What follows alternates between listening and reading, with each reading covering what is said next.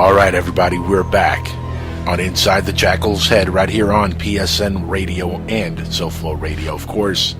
Terry, welcome back to Inside the Jackal's Head. It's been such a long time since we've heard from you. Oh, thank you, Jackal. It's nice to talk again. Yeah, of course you were on, I just teased, you were on with Tim Branham briefly when he was on the show a couple weeks ago. But it's always fun to have you on, man. Thank you for being on here, and love the script. I just went through this thing. Today's Stash is the name of the script, and it's awesome.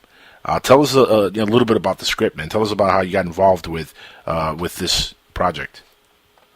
I guess if you go back about a year and about a year and 3/4, I'd say spring of 2013, Thad Bird contacted me from Seattle, a good friend of mine for almost 30 years. And he basically had been working on a movie with these two guys who got two films released back to back.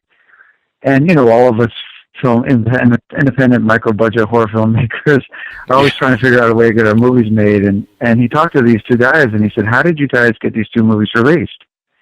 And they said, if you make a found footage movie for as little money as possible, somebody will buy it. Yep. So he thought about it, and he came up with this idea where instead of one director raising money or having the resources to make an entire feature film by himself, if he contacted like 4 or 5 other directors and they came up with the money or resources for their own movie and put them all together as one film with a unifying theme, that it would be so much easier. And so I was the first person he contacted, but he had a little criteria. He said the movie had to be found footage technique, so it couldn't be a movie. Right. It had to be iPhone, video camera, security camera, whatever. And it had to revolve around the devil. Because he had this idea that he had a title instead called Devil's 5. Right. 5 movies revolving around the devil. And this is your little portion of that bigger picture. Yeah, exactly. And he also had a couple of other criteria. He said, it's got to be about 20 minutes in length. Mm-hmm. You've got to have the money or resources to make it. It's got to be devil found footage. And he said, and because I like the movie that you made with Tim Clark called Hair of the Dog, I would like him to write the story that you make. So he said, what do you think? And I thought about it for about 5 seconds, and I said, well, I don't know what Tim's going to say, but yes, I'd like to be in. So I contacted Tim, and Tim had maybe 6 months before this time, the fall of 2012, I'd say, had called me up. He had been on business in Spain, in Madrid, and he had said that he was doing this smartphone-applicated scavenger hunt called geocaching. And he said, and I said, well, I don't know what that is. And in fact, at the time, I didn't have a smartphone. It's one of those guys who refused to get one for a long time. And he said, well, it's this game that probably 20 million people play, where it gives you clues on your phone, and it uses GPS to take you to a certain location. Could be anywhere in the entire world, probably all over your neighborhood even. And you find these little items that people hide. And you just usually write your name on a piece of paper, or you log in the website so you found it. So he says, usually it's just a fun kind of game. And while they were on this business trip, him and his friend went on a geocache, and they ended up going someplace kind of a little spooky and all the abandoned building, whatever. And they find this thing, and the guy that hit it jumped out and scared him. He says, which never happens. The person's usually never there, of course. Right. But this guy jumped out and scared him.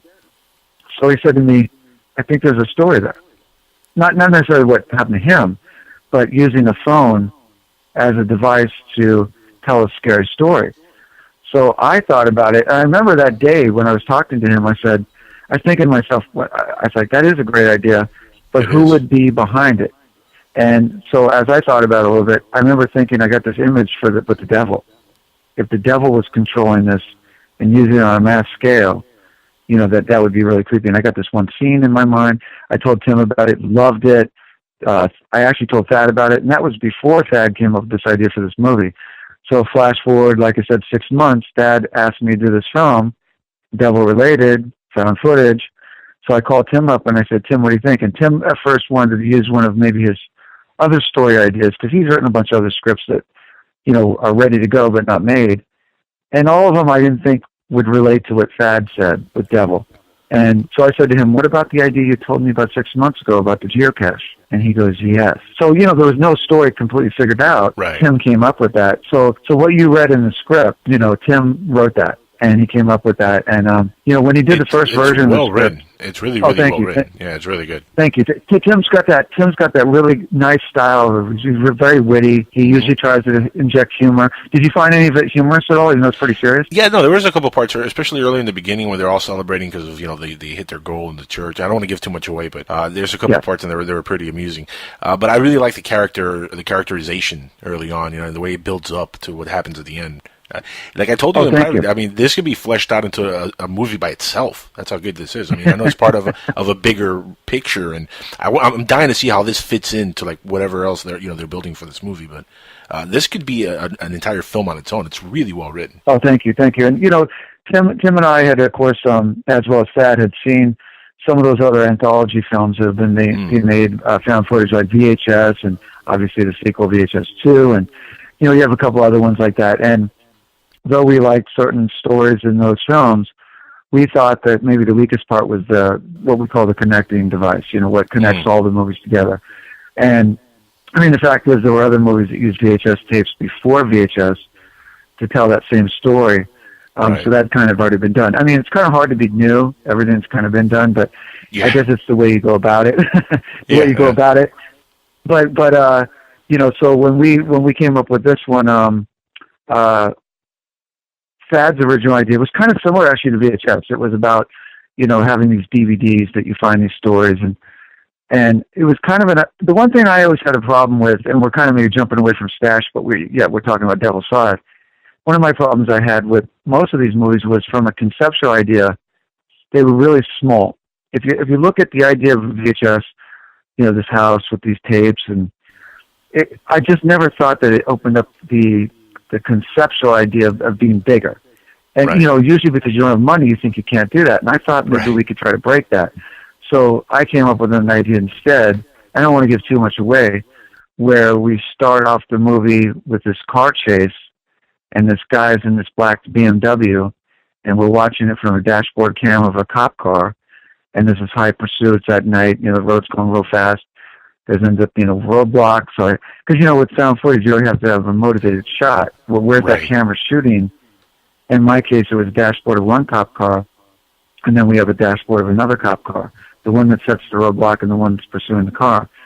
And, and they come up and there's a chase, and then there ends up being this pretty intense scene with suspense of where the car finally stops.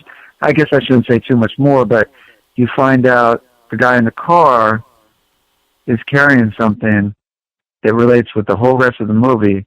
It's not what you would expect, and his character, the way you see him, is not going to be what he ultimately ends up being. So I had all these things where I tried to twist things.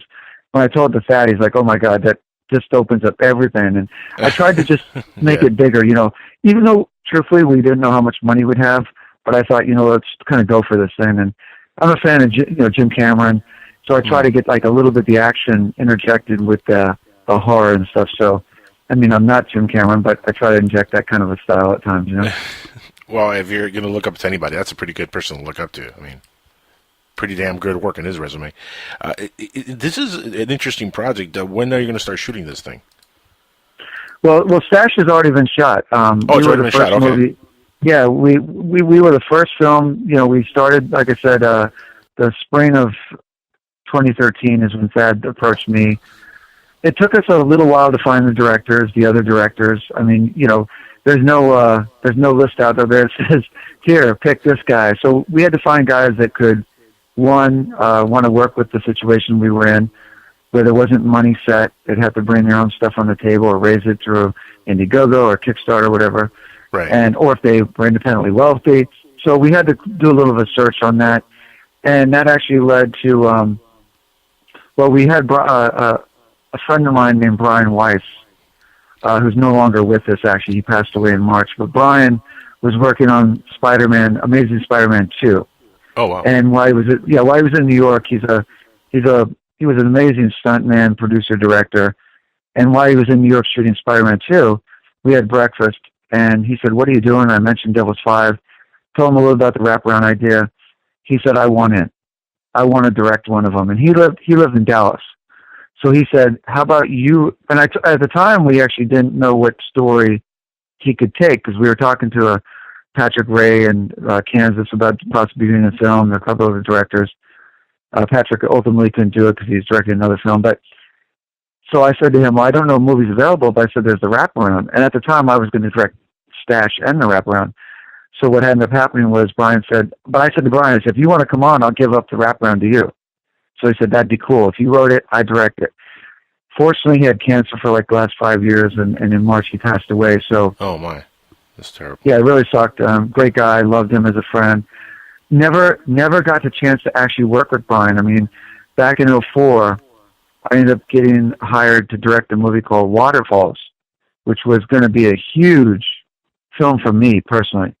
It was a $6 million Hollywood film, L.A. Directors Guild, SAG. LL Cool J, Vivica Fox, Dennis Leary were set to star in it. They were talking to Busta Rhymes, all these other people. And I had worked on that movie for a year and a half to make it. And it would have changed my life probably if they ever got the money, but they never did. But Brian was the stunt coordinator on that film, and that's how we became friends. And so we never got to make that film, and we've been in contact over the years. And Brian was actually going to produce my movie Anomaly.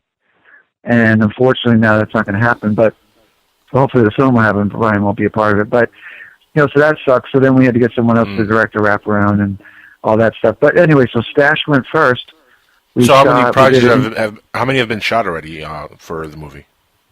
Only one. We were the first one to go. Stash, okay. Which is pretty amazing. We had you probably, I don't know if you remember or saw it, but we had an Indiegogo campaign back in May into June. Yep. Yeah, and we didn't raise quite enough money that we really wanted. We were going for $20,000, and we only got $2,500. So it ended up being a lot less. But that's actually not the true budget. I mean, we had people come on after that not only would, if you were paying people, increase the budget, but we need locations that someone came on later to pay for, insurance, it came on later. Food, we had all these restaurants donate all our meals. Tim got the first weekend in Jersey. I got the next weekend in Manhattan, and the weekend after that in Long Island. So, if you it's probably we spent about $8,000 to $10,000. It's probably actually like an $80,000 film if everyone was to get paid.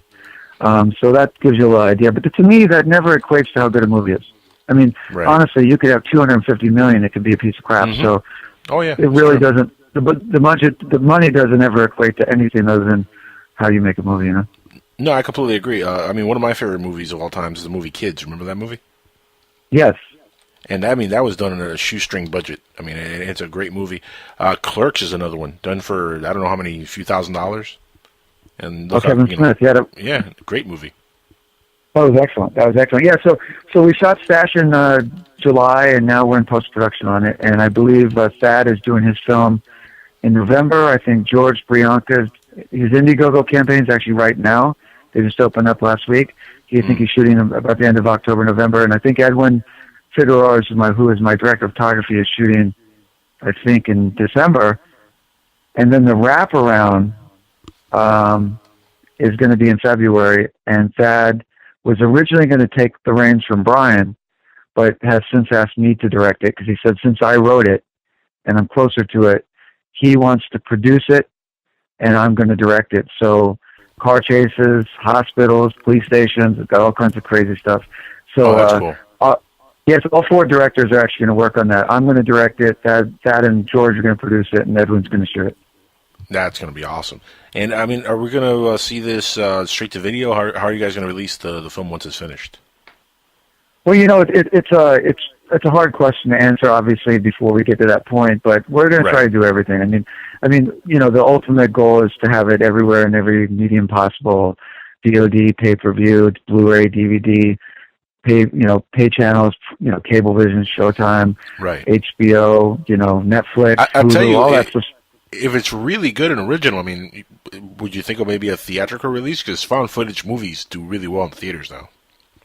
Look at the Paranormal Activity series. That would be a dream come true. Based on the way the market kind of is now, I would think that's kind of doubtful. I mean, unless we got lucky, like a Paranormal Activity or something like that. I would have my huge doubts about it just because you don't see it often like that. But I mean, I love it, but I don't really expect that. I think it's probably more likely to go a smaller avenue. But who knows? Maybe we get lucky. Maybe we hit like a Blair Witch or a Paranormal. You know, who knows? But that's so rare. You know. No, it is. But I think theatrically, they're always looking for that next surprise hit in found footage. They're even talking about doing a Friday the 13th found footage movie. Oh, really? I don't know how that would work. Well, they got to do something because the last two films they made were pretty bad. So yeah, I mean they're trying something different at least. But the found footage stuff. Do you think there's going to come a point though, honestly, that people are going to get tired of it? Because I mean it is pretty popular. So there's a lot of stuff that's come out that is found footage in the last few years. Oh yeah, I think they're already at that point. To be honest with you, I think that people are already sick of it. And one of the things I was doing when I was thinking about this film was how could I play by the rules, so to speak, yet break them. So I tried to do things that were, I think if you know what found footage is, and you've seen the films that are found footage, and if you know the rules, then you can break them. And I think that that's what's going to keep people's interest at this point. I mean, I had no interest in having that shaky Blair Witch, crappy camera work. I had no interest in that. I also didn't want someone to watch my movie and say, wow, this looked like some kid that just walked out of film school off the street made this. I didn't want it to look like that. I wanted someone to say, wow, who the hell made this movie? Oh my God, this looks incredible. So I wasn't going for that. And then there's another thing that me and Thad have talked about quite a bit, and I just watched a movie the other night that had this. If you look at today's cameras, even cameras on iPhones and they're smartphones, high definition 1080p. I mean, they're recording in high def, man. Yeah. Yeah, and the one thing that I can't stand is when you see all these video artifacts, color bars, snow, weird things floating around.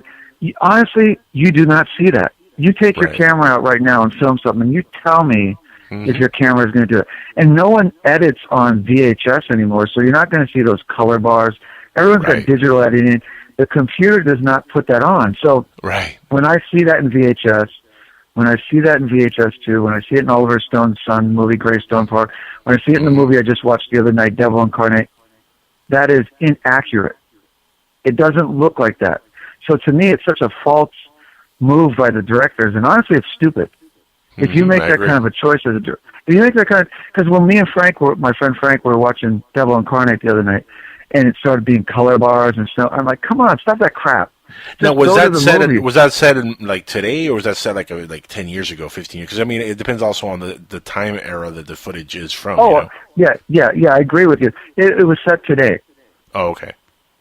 So I'm sitting there watching it. I'm like, cut that crap out. I was tired of it. And the only thing it does was annoys me, So I just said, let's not have none of that crap in our film.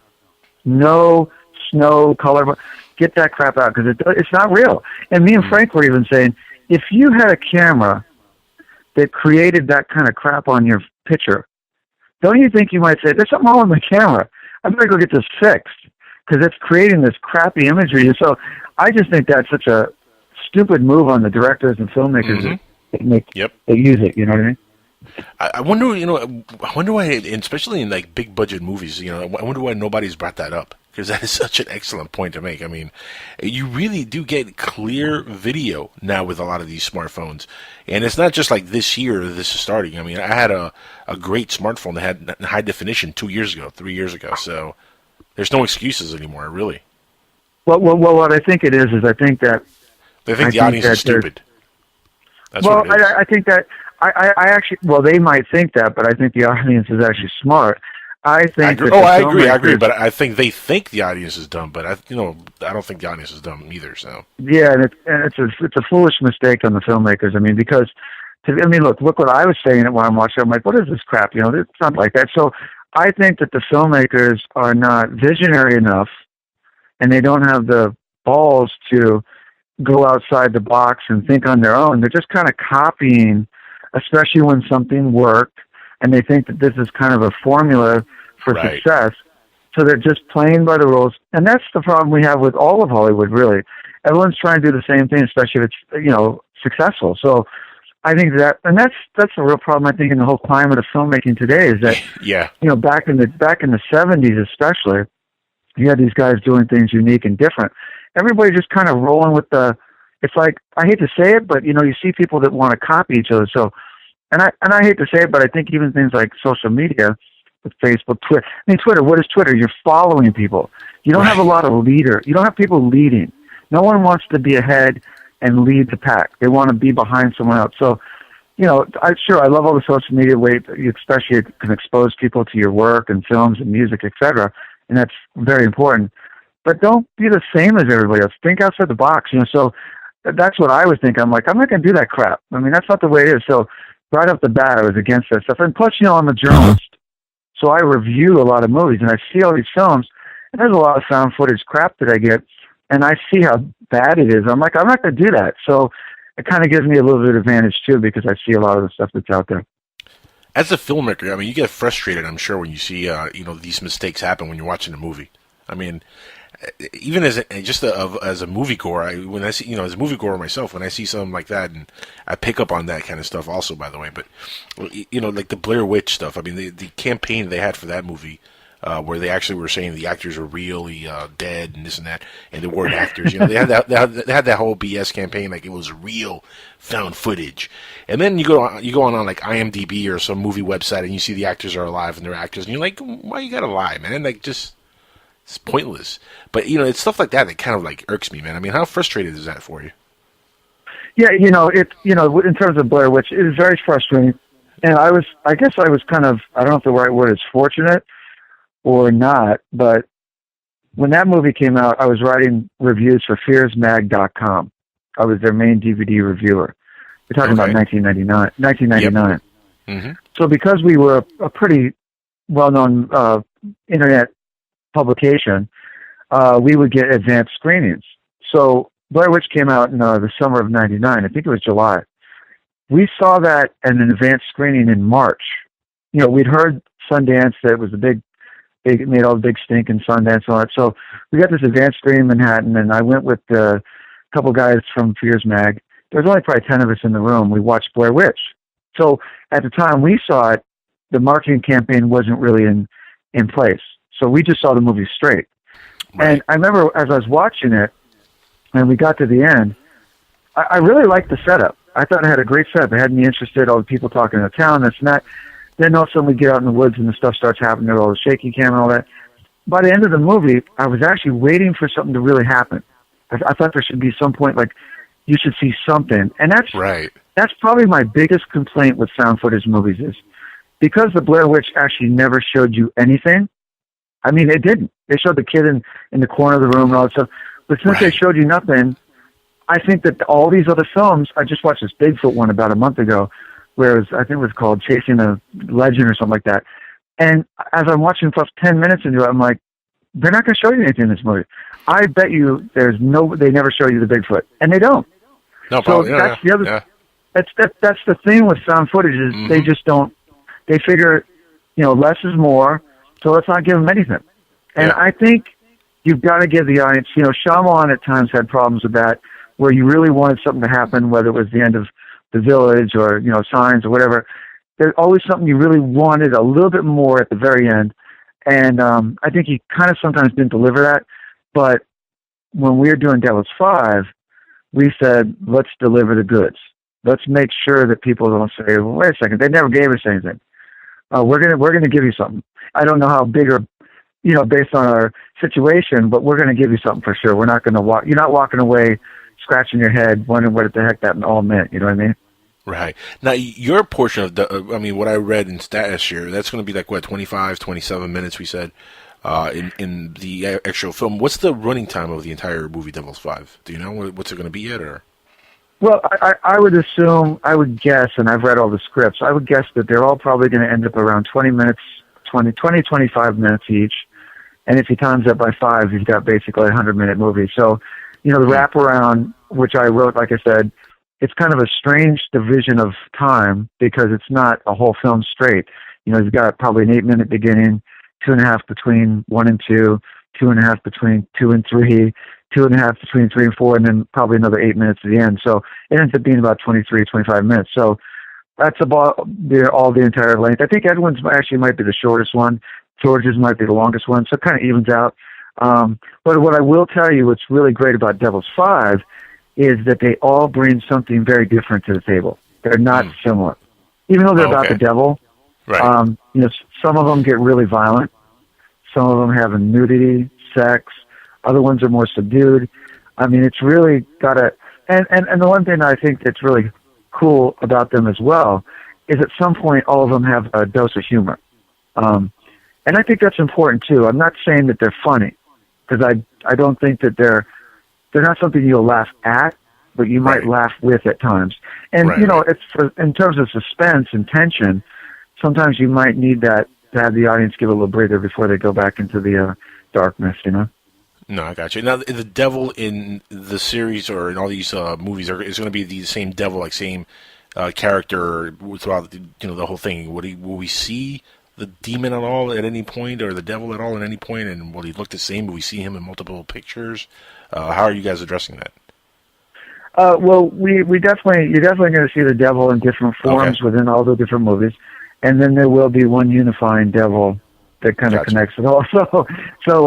We figured that the devil also, I mean, just common sense that the devil, if you even go back into history and religion, all that, the devil can appear in different ways. Right. And, depending on what it wants to achieve and stuff. So we have the devil kind of a lot of different ways, but it seems to be I think if I really think out these movies, kind of takes a female form quite a bit. Huh. It'll be an interesting scene, like in one of the very last scenes. There's a scene where you show the devil and you show like little artifacts from each one of the stories that show up in the scene.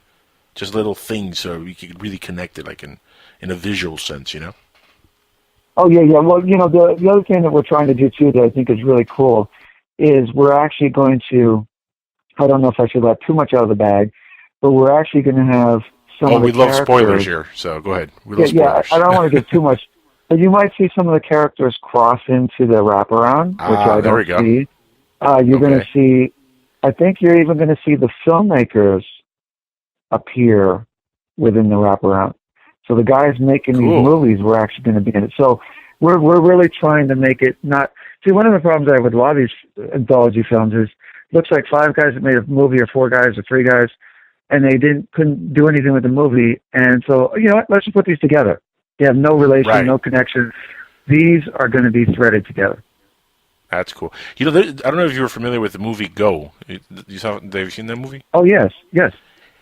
That's this is a little bit, obviously it's found footage, is a little bit different than that, but that kind of reminds me a little bit of what they try to do with that movie Go and movies like that in Pulp Fiction, where they have a bunch of different stories and then they connect them all, somehow. But this sounds really, really interesting because it's found footage and is in the horror genre. Yeah.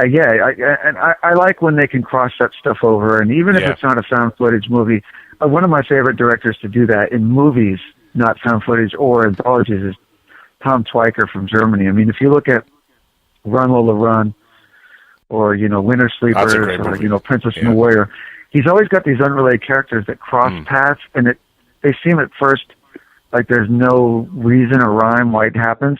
It ends up being like huge payoff to what happens in the end of the movie. So I just love the way he does it, where it's very subtle and it's not hitting you over the head, and then also later on just wallops you at the end. So he's one of my favorite directors, and I love the way he does that in his films. Yeah, Run Lola Run is a great movie, by the way. If anybody hasn't seen that, download it. Oh, yeah. Buy it on DVD or Blu-ray immediately. It's a good movie. It really is. Exactly. I'll tell you the other thing about the found footage. I found it very, very difficult to do because of the restrictions. You couldn't think like a regular director. And it really boxed you in. It not only boxed you in visually, but it boxed you in terms of just how you show the things in your movie. For example, there's a big bake sale in my film, Stash. And no one's seen the footage yet except for me, the editor, the VP, and the writer. And when the writer was looking at the footage, he said to me, was that actually a bake sale? He goes, I couldn't tell. And I'm thinking back to the footage, and I'm like, well, I can see why he says that, because we had this amazing gourmet bakery, Francisco's Bakery here on Long Island. Francisco Guerrero owns 7 bakeries, and he donated all the food for that scene from his bakeries. And I'm talking gourmet cupcakes. And for example, imagine a big cupcake, about double the size of a regular cupcake, with this cream that was like a frosting on the top. And then he had a Reese's peanut butter cup cut in half with a Kit Kat down the middle. That was like one cupcake. And he had like brownies with M&Ms. I mean, this was like super amazing baked goods. And when Tim watched the footage, he goes, was that actually a bakery? And I'm thinking about what it meant. Or was it a baked scene? And I said, yeah, there was cakes, cookies, Italian pastries, everything all over the place. But because it's found footage, it all gets lost. We didn't have inserts on the tables where all that food was. You see the character, I don't want to tell you too much, but the character walks and the camera's following and all that. But we never show you these close-ups of the table. So I can see why I said it, but that stuff was all there completely. Believe me, you had people on the crew saying, that cupcake over there, I put my dibs on that one with a Butterfinger, and then you have someone else wanted the fresh wedding cake, and someone else wanted the Italian cookies. I mean, I know the little kids that were in the scene, which one of them was my daughter. She was going crazy with all that stuff. Oh, man. So you had your daughter in this thing? That's awesome. Yeah, I couldn't believe it because I never in a million years would think that my wife, Paula, would put my daughter in the scene, because especially a movie about the devil. But yeah. What happened was... Way to scar her for life there, Terry. Good job. Exactly. But what happened was when my wife found out where we were shooting, it was very close to where we live. And the other scenes were very far.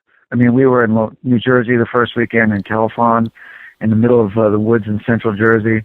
And then we were in Manhattan and Inwood Hill Park the second weekend, which was the biggest wooded park in all of Manhattan. We basically needed an area that could match the woods of Jersey. We weren't showing Manhattan.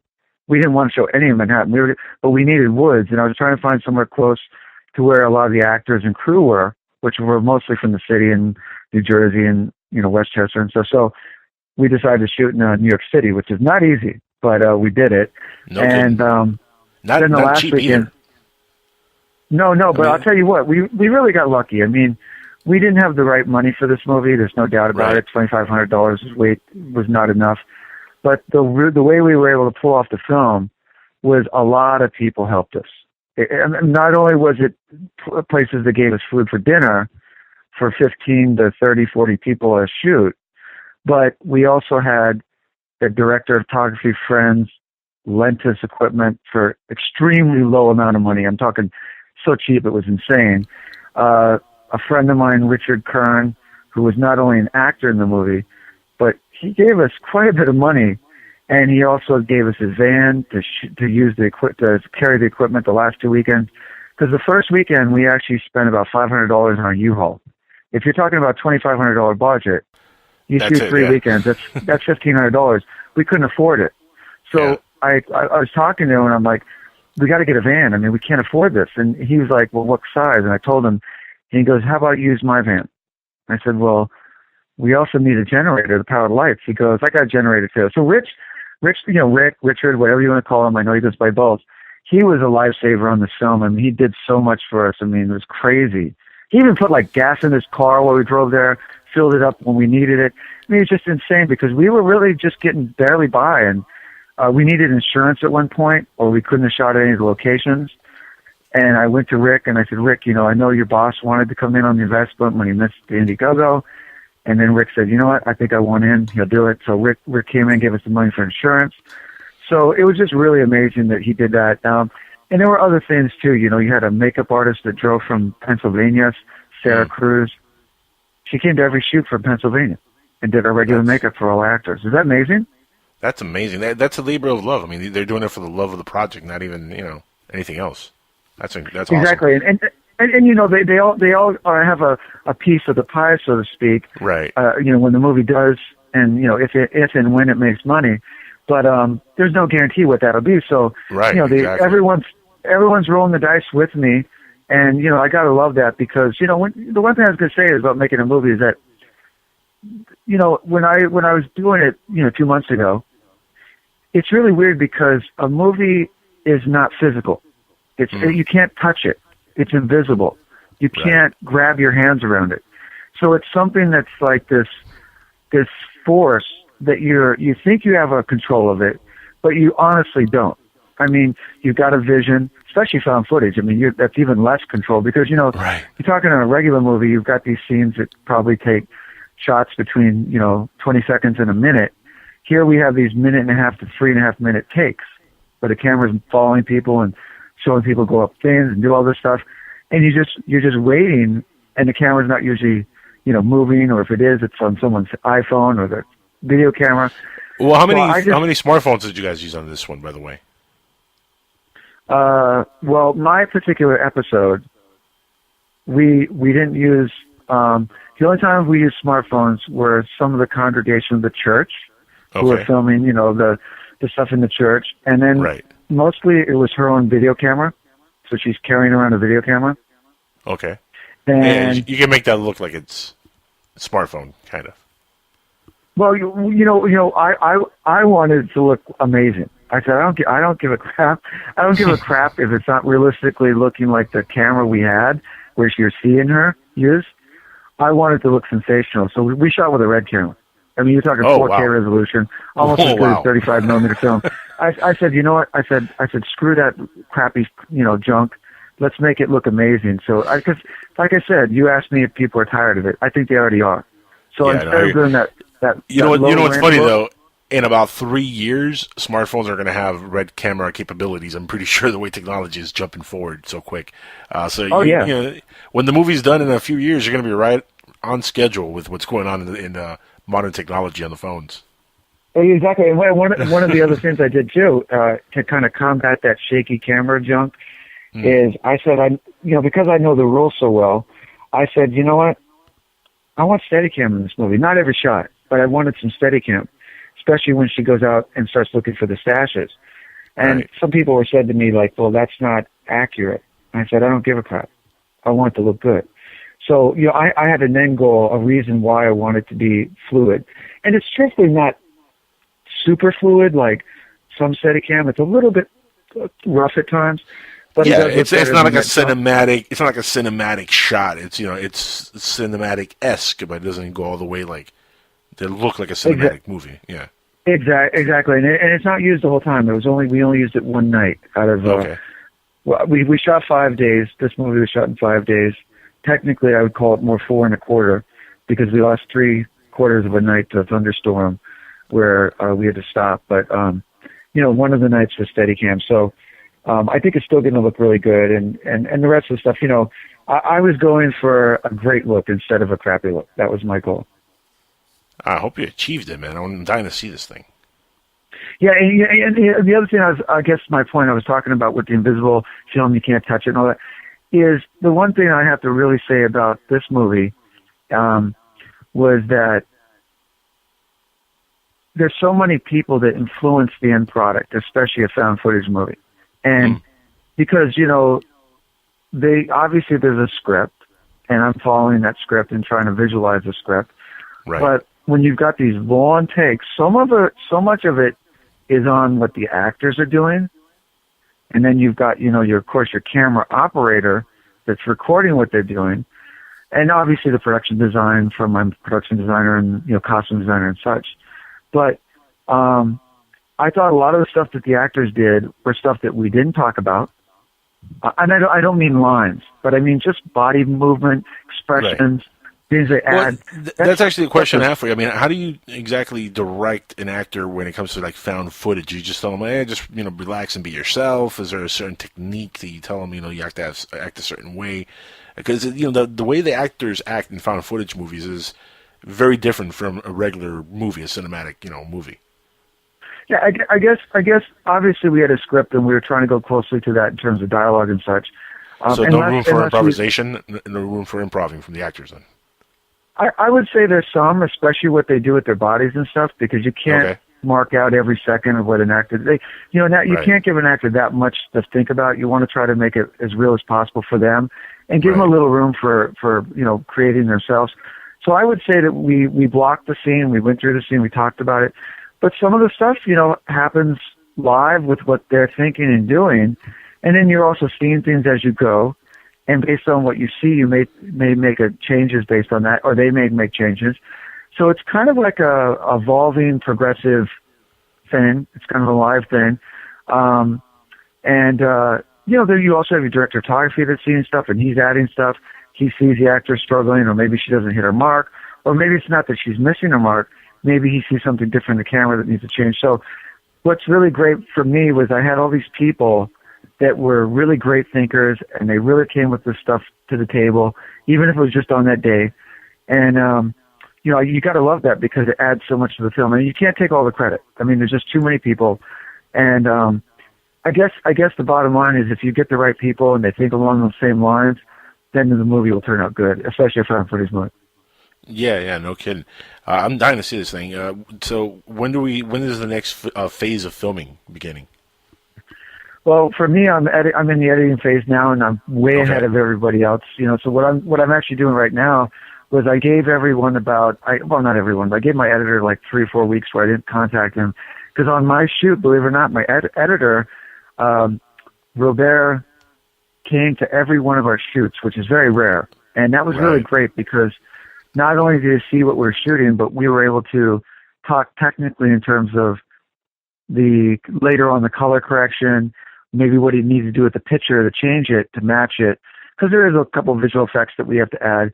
And he's also a visual effects guy, and he's going to color correct himself. So the phase that we're at right now, I wanted to give him a break because we shot 3 consecutive weekends. I thought, I took these people summer, like 3 weeks out of their summer. So I waited for about a month before I contacted him to get the footage. And I just saw it at first about 14 days ago.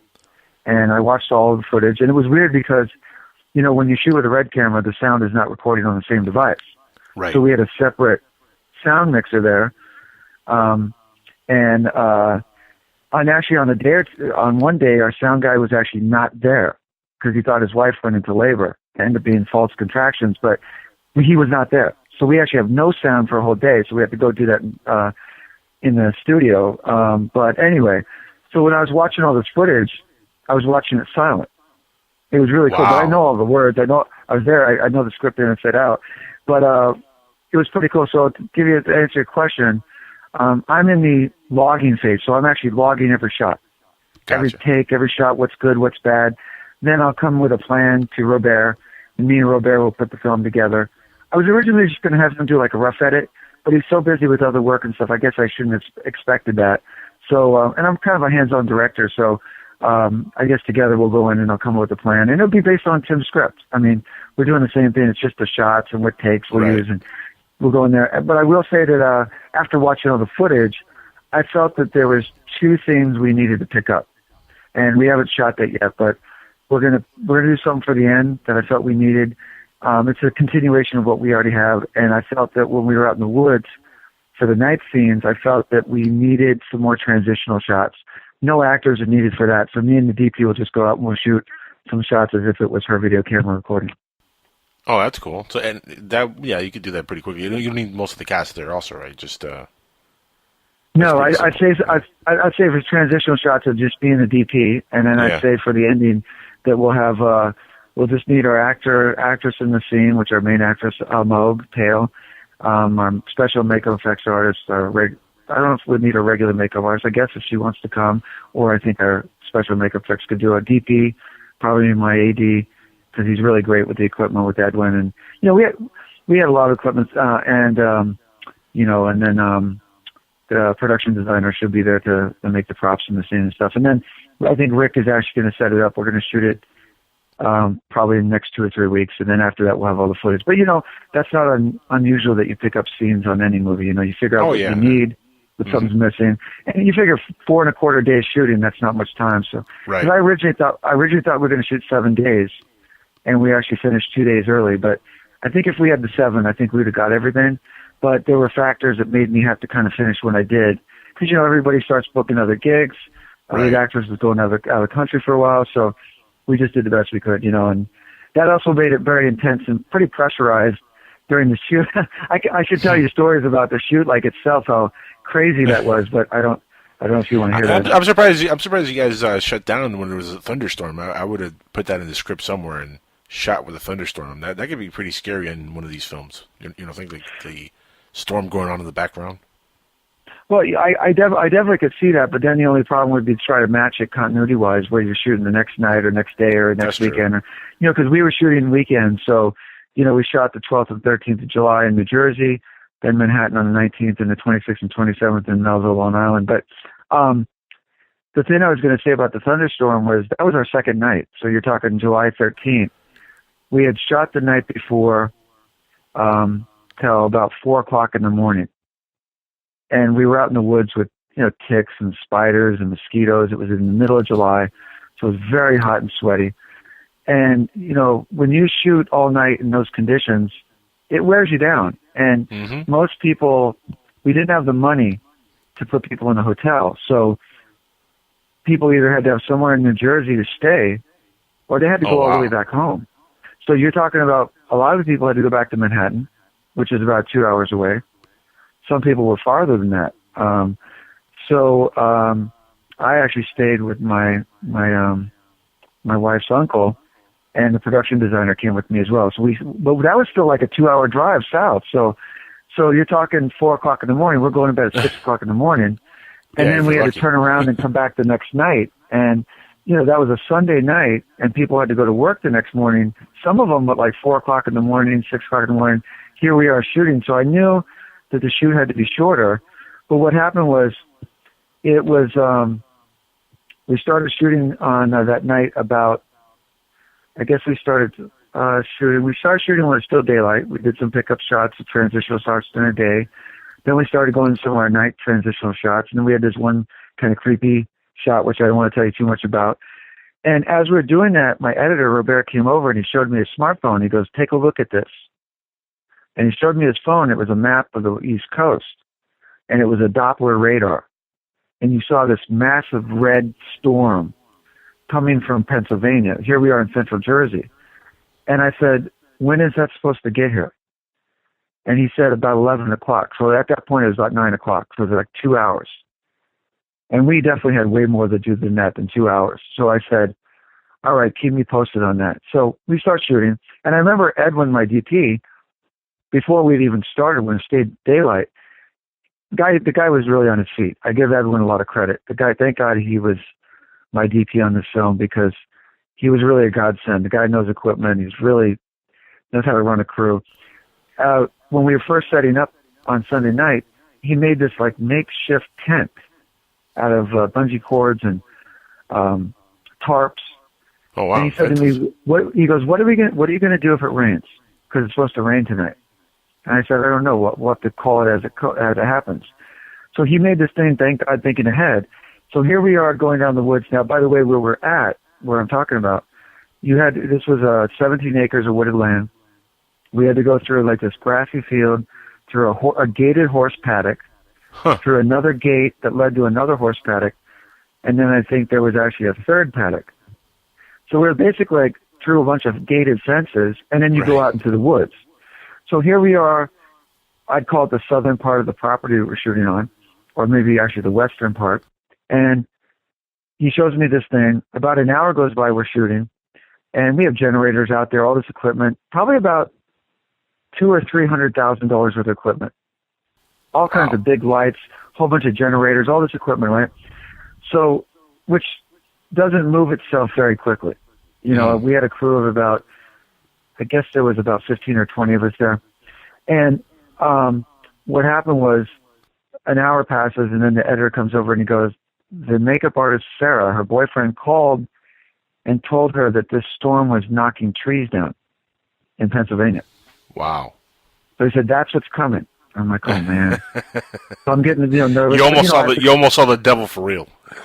Exactly. And not to go on and on, not to be too detailed to our ears, but about an hour after that, I knew that if I watched the sky a little bit, and I wasn't trying to be really paranoid, but if I saw something that really bothered me, then I would make a decision. So I would say it was about maybe 10:30, and I saw the sky in the distance light up. It wasn't lightning. It was too far away, but I noticed the sky light up. And I looked at Robert and I said, "How much is that camera we're shooting with, that red camera?" He goes, "That's worth about $60,000. I said, "Okay, guys, that's it." we're going to stop. And at that point, That we would hadn't do had it, dinner yeah. anyway. And Yeah, I said, we haven't had dinner anyway. And they're like, are you sure? We've got the scene set up for afterwards, which is the scene with the scarecrow. They go, we got the next scene set up. I said, no, I want. Now remember, you're in the woods, so there's no street lights out there. It's pitch black. Everybody's got their iPhone flashlight apps on, and we have flashlights and stuff. So I said, listen, I want everybody to calmly grab the equipment, and I want to take it back up to the house, which took about 10, 15 minutes to walk it through all the gates and not let the horses out and all that stuff. So it took about 20, 25 minutes to get all the crew up. And we had one truck that the family letting us use the place would drive their truck down, and we put our heavy stuff on there and all the big lighting equipment and stuff, and we bring it up. I'd say after the second trip of all the equipment, I said, by the way, I said, here, give me the camera. I will take that camera up, because I didn't want to be responsible for that. So, I took it up and put it in the house. But it took us about 25 minutes, and I'd say we were about 15 steps from the house on our second trip, it started pouring. And we got in the house, and it was about 10:45, 10:50 p.m. I said, you know what, let's eat dinner. We ate dinner at that point. And then maybe after about a half hour eating dinner, I looked at the editor and said, how long is the storm supposed to last? He said 11 o'clock. I said, okay, that's it. Because I knew everybody had to go to work. Right. I said, it doesn't make sense to wait 2 hours for the storm to pass. So we lost most of that night to a storm. And I look at it as, think about it. Would you want to pay for $200,000 worth of equipment or $300,000? No, heck no. No way, man. No, I had to call that. No, that makes perfect sense. It would have been a great shot if you could actually shoot something like that, but no, yeah, I completely understand. It makes perfect sense. That sucks, though, on the very second day of shooting for that to happen to you guys. Yeah, I tell you, I didn't want to do it. At some point, you're probably like, man, is this an omen? Is this supposed to, tell me something? Because this is just terrible. Well, see, that's the thing I was talking about with the movie too. You've got to be able to adapt and to change with the situations that come up, because you honestly can't control everything. It's impossible. So you've got to see things, and that could be shots. It could be the way you planned it. You've got to change it. The last night, we actually had another thunderstorm when we were shooting in a church, and we had all these generators with lights outside shooting through the windows. And at one point, the thunder just started, and lightning and everything. And are you going to blow out those lights? You're going to burn those generators out. You're going to pay for that stuff. You're going to be responsible for that. So, we had to shut it off, and then we had to shoot without them. We had to shoot with a different situation. So, to me, a movie, it's so important that you have a vision, you have a script, all that, but you kind of have to roll with the punches. And Lord knows we got some ones on this film. So I just did the best we could. And, and in the end, you had to make your day. I mean, that last shooting day, we shot 18 hours straight. I mean, I'm talking about, that's rough. That's very tough. And the truth of it is, whenever you have a long shoot like that, at some point it gets kind of hard to be as productive as when you're really fresh. Right. Everyone starts to get a little tired. Everybody starts to move a little slower. You're talking about you're starting at in the afternoon, and now it's 4 or 5 o'clock in the morning. Yeah, everybody's ready to go to bed. Yeah, and some people had to go to work 2 hours later. They were actually not going to go to bed. Is that crazy? Oh, yeah, that is terrible. Well, it's all, a labor of love, really. But, yeah, that is crazy. I've done it before, but it's been because I've been partying till 4 in the morning. But it's never fun going to work without sleeping all night. That's hell. Yeah, and the other thing I wanted to say, and this is to whoever might be listening out there or listens to this later on podcasts or whatever. Last night, me and my wife went and saw a really cool band, probably my favorite band ever come out of Long Island, besides Dream Theater. They're called Voodoo Storm, and they hadn't played together for 17 years. Yeah, I hadn't played in 17 years, and I had directed a music video for them actually about 20 years ago, back in 95, and my favorite music video I ever directed out of all the ones I ever did. And these guys hadn't played together or been together for 17 years. And what it made me think about in terms of my own movie, and maybe all the people out there who are creative, whether you're an artist, a filmmaker, a musician, whatever it may be that you do, writer, what I think is so important about these projects is they're so hard to get made. Movies might be harder than any other art form. Yep, and I remember back, I honestly can remember Angel or Jackal. I remember back in 08. Yeah, exactly. Back in 08, I come off this movie where I'd worked a year and a half. It was going to change my life. They're going to pay me this amazing amount of money.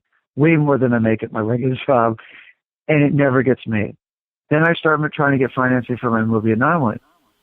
And I try everything. I go to banks, investors, Wall Street people, everything. Can't find anybody to finance it. Change the script. Someone reads it. They say, try this. I change the script to that. After a while, I said to myself, you know what? What am I going to do? I mean, it seemed like nothing was working. And I remember saying to myself at one point in '08, I remember this. I remember saying, maybe I should stop doing this. Maybe I shouldn't make films. It's like you give so much and you never get anything back. And it's so tough. I mean, I won an international film contest back in '03, which was great. And I got a movie to direct from that movie, which was Tim Clark had written and produced, called Hair of the Dog, and that turned out great. Got distributed by Indiegogo.net, got distributed a whole bit. I ended up getting Waterfalls because of Washington Road, and also that was the award-winning film. But when I was trying to go, after I didn't get a Waterfalls made, and it was going to change my life, after I couldn't get an Anomaly made, I just said to myself, maybe I shouldn't do this. This is such a hard thing. It's so frustrating. Mm-hmm. So when I saw Voodoo Storm last night, it really hit me, and I made this movie 2 months ago, and I'm going to be making another movie in about, 4 months from now. I thought maybe it's not everybody could be Steven Spielberg or Jim Cameron. Not everybody could be. There's only one Steven Spielberg and James Cameron for that reason, Terry. I mean, right. Yeah. And if you're a band, not everybody's going to be Metallica or Madonna or Maroon 5 or So maybe it's not that we're all going to be these big shots. Maybe the goal is that we're all just doing what we love, making films, writing scripts, making books, writing comic books, whatever it is. So I thought that was so great with the band last night. It was the original members. They came back. They all said they wouldn't have done the music without each other. And I thought that was so awesome because it was so pure and true. I think that like that, in terms of my getting the chance to finally make a movie, because honestly, this movie, Stash, it's the first thing I've directed since I made the trailer for Anomaly, which was 5 years ago, actually 6, because my daughter was born. I didn't do anything since she was born. And then the movie I made before that was Hair of the Dog, and that's '03. So I technically had not made a movie in 10 years. Wow. That's Think tough. about that. That's a long stretch. Yeah, that's tough. That's very similar to the band. The band hadn't played in 17 years. So I just think that if you really love something and you can somehow do it, do it. Don't let anything stop you. Like, when I was giving my advice to George, who's going to direct his Devil's Five segment, the best advice I gave him, I said, George, don't let anything stop you, because everything's going to try. Time, money, actors, crew, everything's going to try to stop you, but you've got to be like the Terminator. Just keep making it. Yep.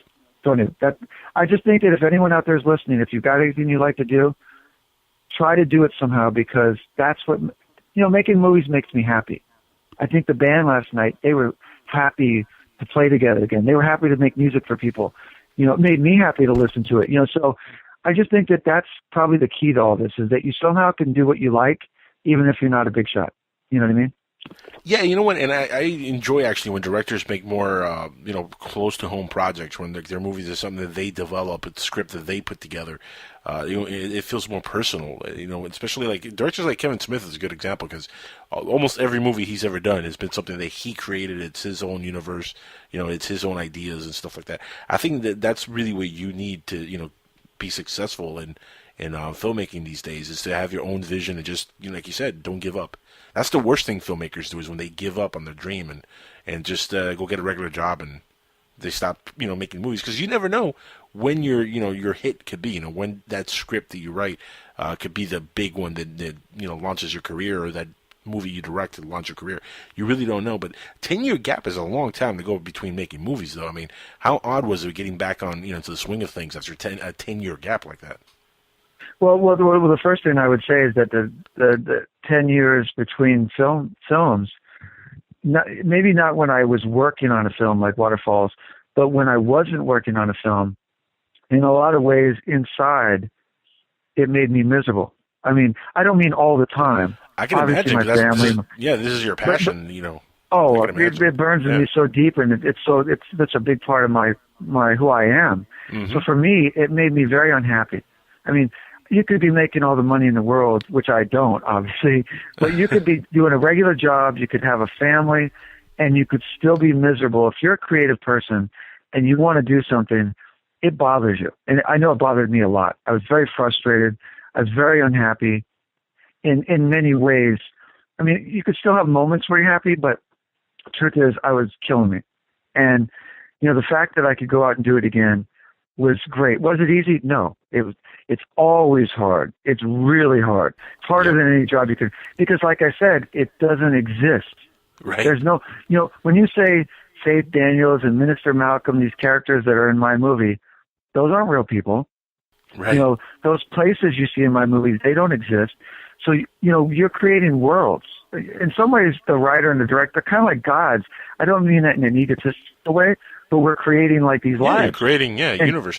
No, and look, and not only that, you say it's a non-physical thing, and it's getting worse now with the whole digital revolution when it comes to filmmaking. At least back in the day, you had film stock that you could actually hold on to, and it's a physical thing. Now you don't even have that. But no, you're absolutely right. That directors, writers, filmmakers in general do play semi God because of the fact you are creating your own universe, which is funny. There's a lot of memes out there with George Lucas that says George Lucas is God because he created Star Wars, but in a sense he created his own universe, and it's all it's all there for people to enjoy and have fun for the rest of their lives and their kids' lives and stuff.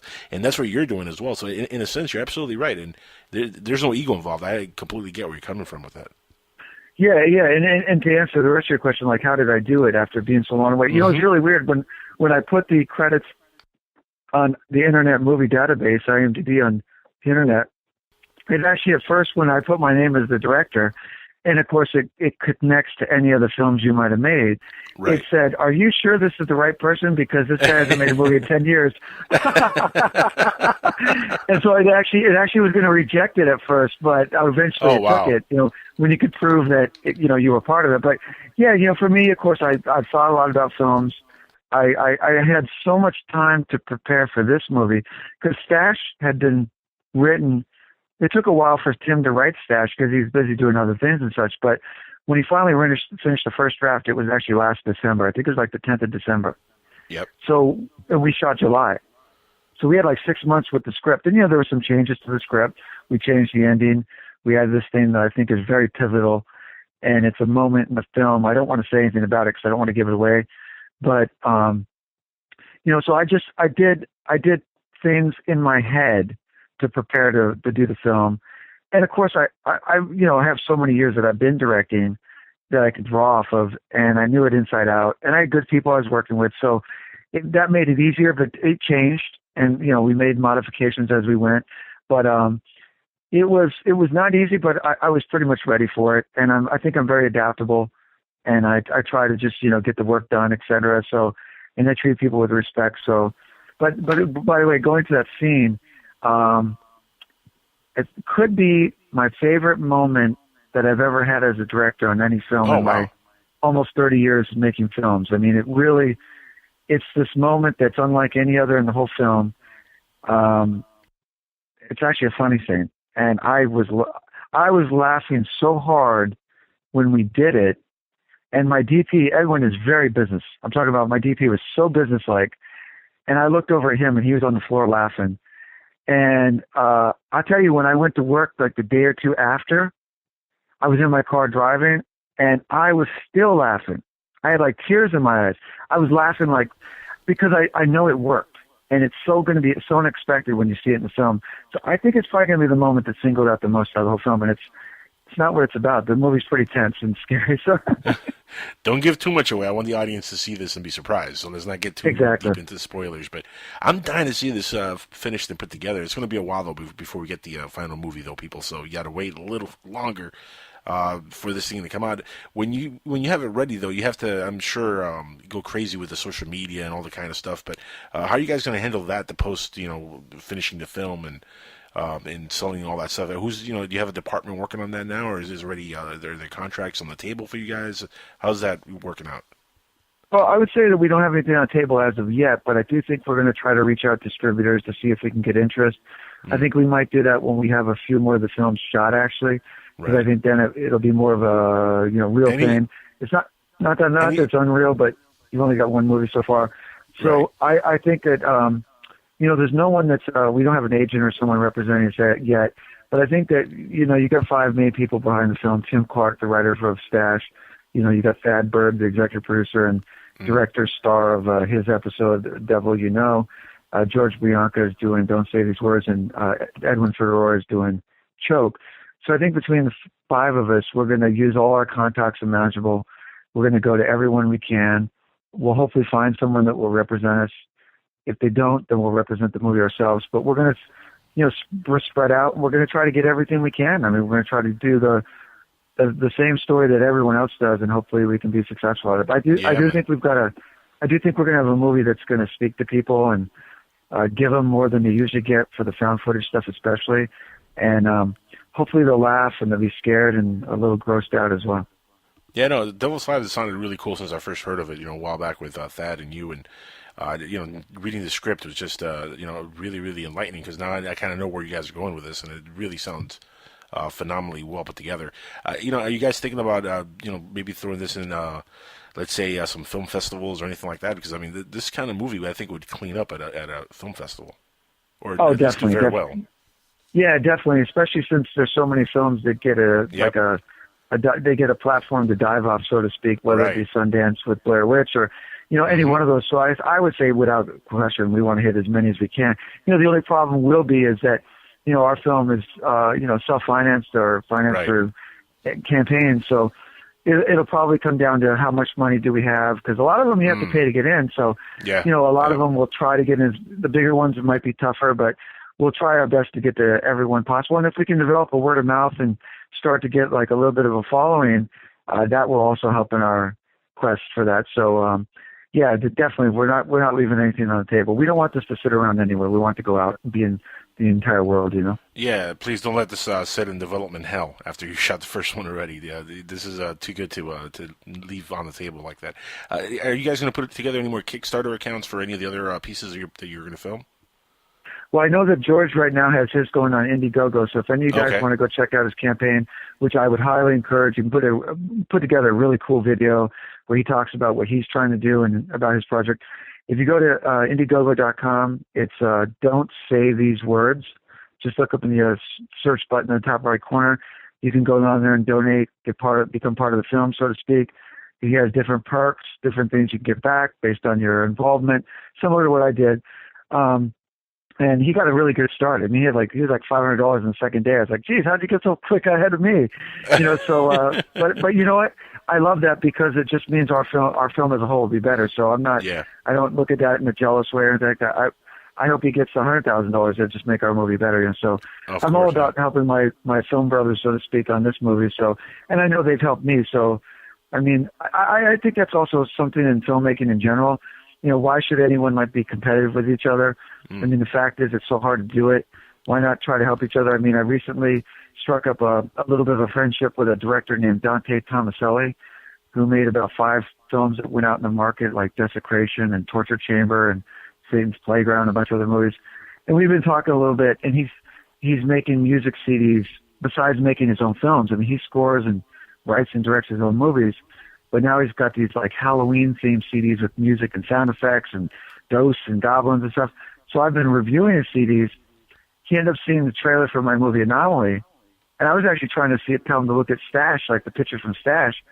And he goes, I like this movie Anomaly. Well, how much money do you need? And I told him, and he said, you know what, maybe I can help you get that made. Maybe I can help you get an investor for that. So I love that. I love when other filmmakers will help each other.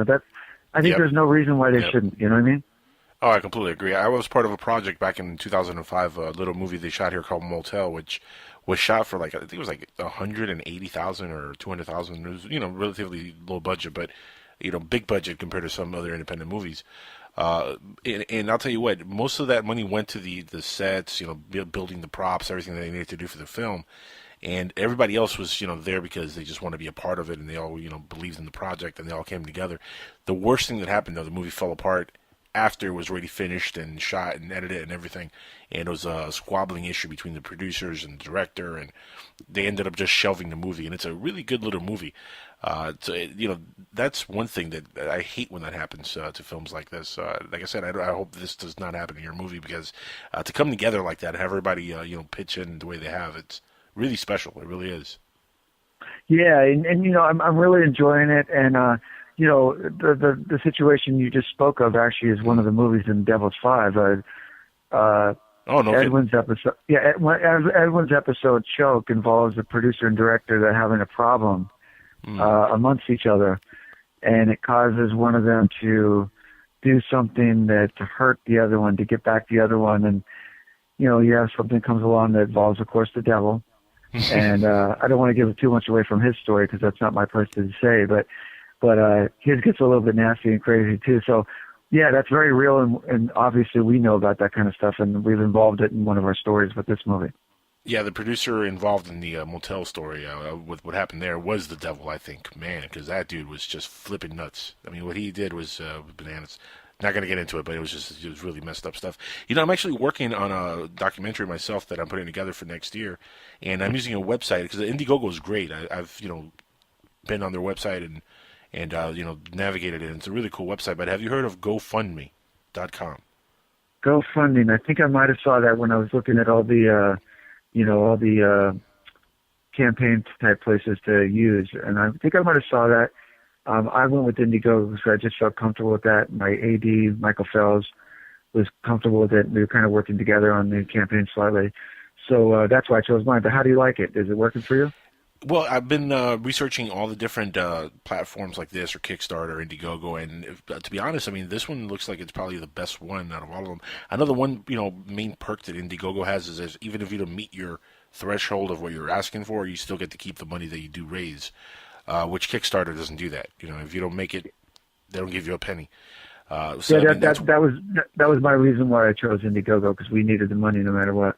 Yeah, no, I hear you. That's one of the main advantages of Indiegogo, and I think GoFundMe has the same kind of rule that if you make, X amount of money, but you don't hit your goal, you still get to keep the money. And they've raised over $450 million in the last few years alone for independent projects and movies and stuff. Yeah, it's an amazing thing, and they're actually considered the number one personal fundraising website of independent films, which is funny because I've asked a couple of friends in the industry who are making films also like yourself, and not many people that I've asked know about it. And when you look on their website, you see all kinds of big projects that are being put on there. Like I said, I don't want to give away anything of what I'm working on yet because it's still very, very secretive. But there's a documentary I'm putting together which I'm going to start it in January, and we're going to start the funding through here. So. Oh, I hope it does well. Oh, thank you. Appreciate it. So do I. I know it's not easy. Believe me, I know it's tell not me about easy. it. Well, I'm not going to direct the thing. I'm going to edit it, and I'm going to co-direct it, but I'm going to have some help and stuff with this thing, and it should be a lot of fun. Like I said, I'm not going to give away too much information yet because it's not ready, but pretty soon people are going to start seeing stuff on here for that. You guys should look into it. I mean, like I said, GoFundMe is a really cool looking website, and I highly recommend you check it out. It's Forbes has written about it, CNN has talked about it. It's been on Time Magazine, New York Daily Times, all of them. I'll check it out for sure. Yeah. Listen, we're almost out of time, Terry. The time flies by when you're on the show, man. Every time you're on here. It's just awesome having you on. We definitely have to have you back on really soon because I want to have you on as this thing is getting shot and put together, and so we could give updates to the audience and have a podcast for the listeners who check out the podcast later on. So we will have you on really, really soon again, and tell us everything that's happening when you come back on. But anybody who wants to follow along, is there a particular website right now that people can go and kind of follow what's going on with the process of the film? If they want to contribute, is there an email address you want to give them? Because listeners might want to say, they might say, hey, I want to chip in and help this project along. Is there something that you can give out right now that people could get a hold of to get a hold of you guys? I guess sure. There's multiple ways they can do that. My website, which has an email contact, you can click on it, come to me, is mantaraypictures.com. That's MantaRayPictures.com.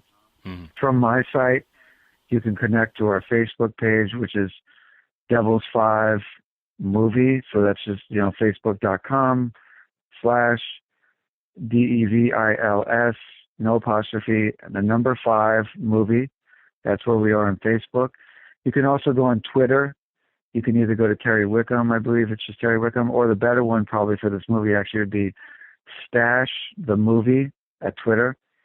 So that's just, Stash the Movie, all one word. So any one of those you can reach us at. And I know probably George will create his own, and probably Thad will create his own.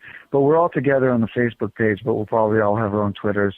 But yeah, anybody want to shout out something, if they want to get involved, we'd love that kind of stuff. It'd be great. We appreciate any help like that. Now, if you guys are going to, all have your own separate social media campaigns, are you going to do one global website that's going to unify all the movies, or have you guys talked about that yet? I would say that would probably be our Facebook page, and in terms of the Twitters and stuff like that, that would just be outside that. But I think our main one is considered the Devil's 5 on Facebook, and that's been up honestly since July of summer before in 13. So, and we've been updating it periodically as we're doing things. I think Thad and George are about to start really getting involved, putting their information since they're getting ready to do their movie soon. Mostly it was me at first, but now we've got them about to go. So, yeah, we're all involved on that, and we can all post there, and it's kind of a good way to just keep track of the film as we go. Yeah, that's true. Social media has really changed the spectrum of a lot of things. It's funny because a lot more movies and directors are going directly to social media like Twitter and Facebook and stuff to promote their movies instead of having full-blown websites nowadays. Exactly. Yeah, it saves them money, right? Yeah, no, that too. It really does. And it's easy. You just go on there, you create an account, and you start posting stuff, and people find it easily on Facebook and Twitter and stuff. And it's an instant connection with the audience, too, which that's very important. I always think that it makes it a little bit more personal when the audience can connect directly to the filmmakers or to the actors or to the project itself and leave messages and comments back and forth. That's always a lot more exciting for the audience who's following the project like this. So, that's awesome, man. I hope you guys really do well. And, again, come back very soon. I want to have more updates on this project on the show. I definitely want to follow along on what's going on periodically, so we'll see you back very soon. Okay, great. Thank you for having me. Thank you for having me, Jackal. I really appreciate it. No, Terry, always a lot of fun. You're a great guest, a great friend also, by the way. I love having this man on the show, and we're going to continue the ongoing saga that is Terry Wickham's filmmaking career, because it is going to get better. We're going to have bigger and bigger projects. I feel it in my heart, Terry. You're going to have more bigger opportunities after this movie comes out. This is going to open a lot of doors for you, my friend. Thank you. I hope so. That'd be wonderful. I'm going to play this track again before we leave. And before I play it, tell us a little bit about the song itself real quick and the artist who created this piece of music for you. Yeah, this piece of music was created for our Indiegogo campaign we had back in May, June. Mm-hmm. It was created by Michael Romeo, who, if you guys don't recognize the name, he's actually world-class guitar player for the band Symphony X.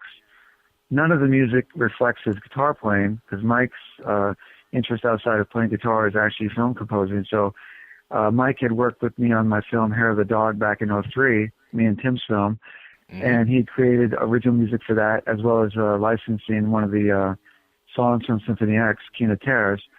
So anyway, this is something he created for Indiegogo. It's brand new. It's original. It's not used anywhere else. I had given him some music to kind of go by that I was looking for, and they didn't copy that music, but it was just kind of a similar theme, or not theme, a tone. And it's not actually music that's going to be technically in the movie per se, this cut, because it's for the Indiegogo, but it's going to have very similar thematic material, I'd say. Right. Yeah, it's definitely different too. And so Mike, I think Mike did a really great job. He did it really fast. And so this is Dash's Indiegogo music. And shout-outs to Mike. We have to give him a double plug there. We mentioned him earlier, but I wanted to mention him one more time because it is a nice piece of music. So shout-outs to him. As a musician myself, amateur musician, I always like to, give props where props are due. And good piece of music, man. Loved it. Oh, of course. And he made it, so he should get that credit, Definitely. Guys, we're all out of time, unfortunately. We're running down the clock here, and we have Mike Mott and Tim Schwartz breathing down my neck. They want to get on the air. So we're going to go and say goodnight. We're going to be back next week on Inside the Jackal's Head. Also, tomorrow night, Future Theater, 8 p.m., right here on PSN Radio with Bill and Nancy Burns. Great couple, those two. You like Bill and Nancy Burns, Terry? Are you familiar with them? I'll be honest, I'm not, but I'd like to check it out. Have you seen UFO Hunters on TV? Oh, yeah, the TV show. Yeah, I've seen that. Okay, remember the guy with the hat and the glasses that said UFO on the hat? I don't know if I remember that, but I do remember the show. I'm more of a movie guy, not so much a TV guy. Well, he was on the History Channel on a show called UFO Hunters. I produce this show on, and I'm part of the show as on-air talent as well on Monday nights at 8 p.m. on Futures Theater. So look forward to that, guys. I'm sure they're going to have a great guest tomorrow. Bill and Nancy Burns always puts on an excellent show. But you know who does a great show also? The guys following it right now. Tim Schwartz, Mike Mott. The Outer Edge is next. Guys, for Terry Wickham, the guest of the evening, for myself and everybody else on PSN Radio, we'll see you next week right here on Inside the Jackal's Head. Listen to this great sound. Creepy. Love this music.